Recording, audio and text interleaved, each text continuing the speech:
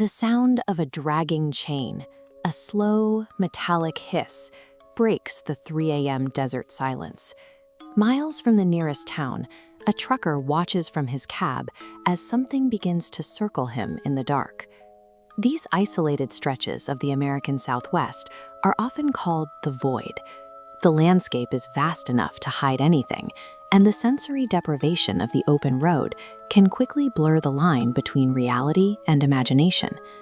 Stories of highway phantoms are a staple of trucking folklore, usually vanishing as soon as the headlights hit them. But one specific encounter left behind a physical residue that cannot be explained away.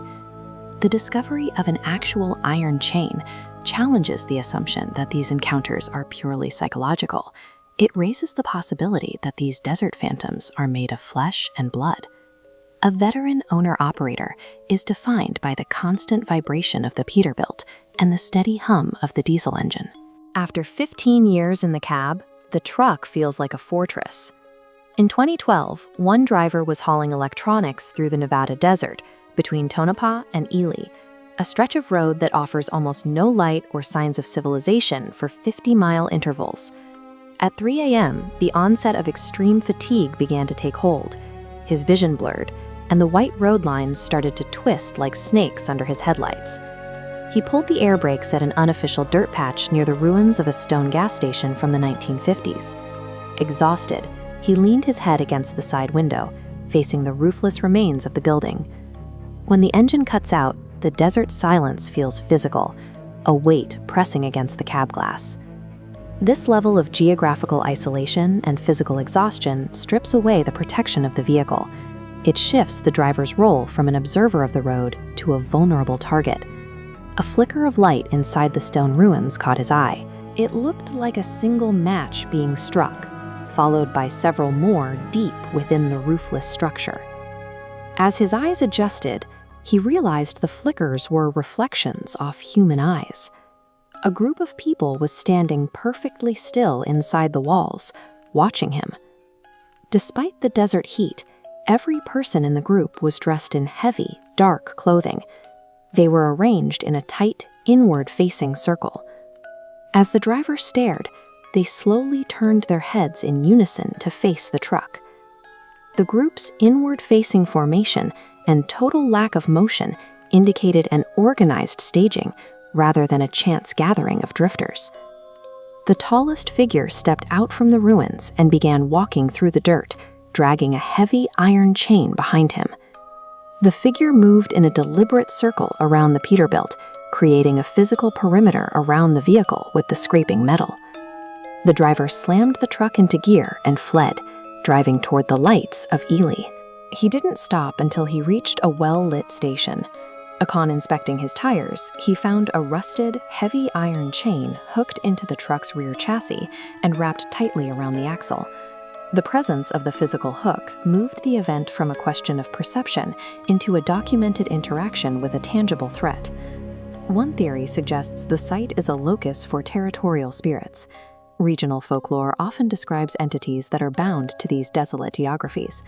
Occult traditions sometimes use iron to bind or anchor the living to a specific location. The specific detail of the reflective eyes also correlates with historical accounts of demonic manifestations reported in the deep wilderness. If this theory is correct, the iron chain was intended as a paranormal artifact to trap the driver at the ruined site. A more grounded theory suggests the attackers were a human cult operating out of the Nevada void. The inward-facing circle matches behavioral profiles of occult groups using the desert for isolation rituals. Hooking a chain to the axle is mechanical sabotage, ensuring noise or damage forces the victim to stop again. These groups appear to wait in ruins for drivers to fall into a deep, vulnerable sleep before they begin their approach. Whether the threat is paranormal or a human cult, the reality is the same. On the open road, isolation creates a unique. If you've ever hauled freight through the Pacific Northwest at 2 in the morning, you know the exact rhythm of the rain. The world outside reduces to a gray blur, and the endless thump-thump of the wipers acts like a metronome, slowly lulling your brain into a state of deep sensory deprivation. When you stare into that dark, hypnotic void long enough, your tired mind starts playing tricks. Psychologists call it pareidolia, your brain desperately trying to find familiar patterns in random shapes. The tall, thin pine trees on the shoulder suddenly look exactly like people, standing perfectly still, watching you pass. 3 years ago, a trucker was navigating a particularly dense stretch of Highway 20 through the Cascades. At this point in the route, you are 50 miles from the nearest town, completely swallowed by the geography of the mountain pass. The silence inside the cab was heavy. Then, the CB radio crackled to life. Through a thick layer of static, a faint, disembodied voice offered a specific warning. "Driver, you've got a loose strap on your flatbed," tails wagging. Hauling heavy timber on steep mountain curves leaves zero margin for error. The driver pulled off onto a narrow gravel turnout, grabbed a heavy-duty flashlight, and stepped out into the freezing mist. But as he walked the length of the trailer, checking every winch and strap, he found nothing wrong. Every tie-down was tight as a drum. The CB warning was a complete fabrication. In the wild, separating a target from the safety of their shelter using a manufactured distraction is the foundational first step of any ambush predator. Standing alone on the freezing shoulder, the reality of the situation began to set in. Inspecting the scale of a commercial logging rig takes time, and the entire process had left the driver exposed in the dark, responding to a phantom voice.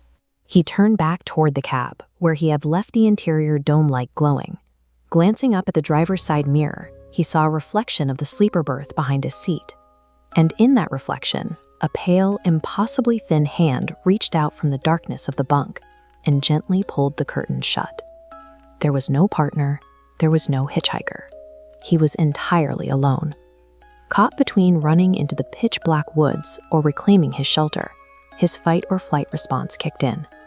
He grabbed a heavy metal tire iron from his side blocks, took a breath, and violently yanked the driver's door open, swinging the weapon. He screamed, ready to strike whoever was trespassing in his home on wheels. The curtain was indeed drawn tightly shut, exactly as he had witnessed in the mirror. He ripped it back. He checked under the seat, scanning every storage bin. The cab was completely empty. When you are stranded miles from help, survival requires accurately diagnosing the threat. You have to figure out immediately if the danger is internal, your own mind breaking down, or an external entity hiding in your blind spot. This logic tree maps out the driver's sensory inputs to show the most rational explanation: extreme fatigue. Long-haul truckers frequently experience microsleeps, where the brain briefly shuts down while the eyes remain open. Add absolute isolation, darkness, and the white noise of rain, and the brain simply invents the missing stimuli, creating auditory and visual hallucinations. But among those who drive the Cascades every night, local lore tells a very different story. They point to the cryptid mimic theory.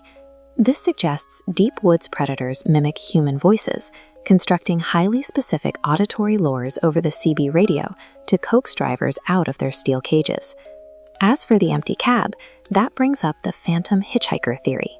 It addresses the paradox of the locked room, suggesting that certain entities can manifest visually inside vehicles to induce terror, but possess no actual physical mass to be caught or struck with a tire iron. He didn't wait around to test either theory. Locking the doors and white-knuckling the steering wheel, the driver fled the turnout. He drove 80 miles without stopping, pushing through the mountains until he finally reached the undeniable safety of a brightly lit truck stop.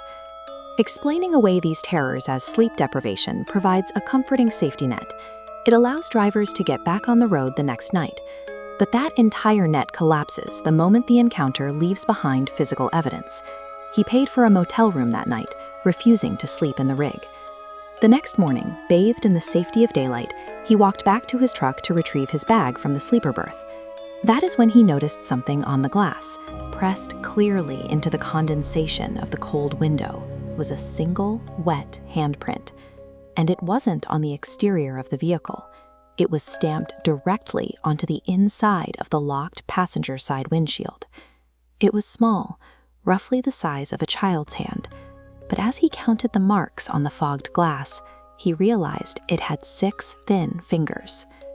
In biology, extra digits are known as polydactyly, but across global supernatural folklore, a six-fingered handprint is historically used as a distinct marker.